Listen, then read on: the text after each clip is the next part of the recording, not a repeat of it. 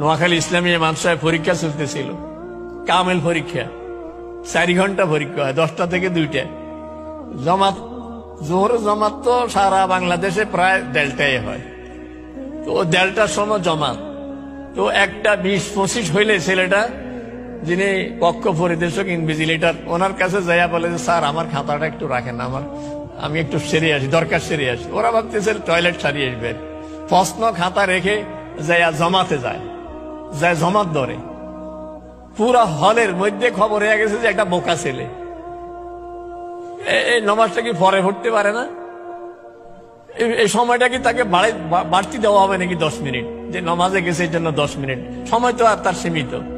কিন্তু এই ছেলেটা এই সময়েও জমাত ছাড়ে নাই, সবাই তাকে বোকা ভাবছে।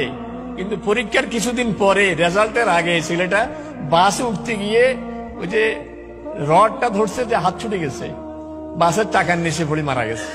তো সবাই বলতেছে যত কাজের কাজে করছে, কারণ পরীক্ষা 3-4 ঘন্টা দিয়ে তার কি দরকার ছিল, তার তো মৌত সামনে অপেক্ষা করতেছে।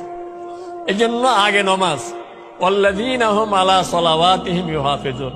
এখন আমি যদি সময় মতো নামাজ না পড়ি আর মনে মনে ভাবি আমি জান্নাতে যাব, হবে নাকি এটা?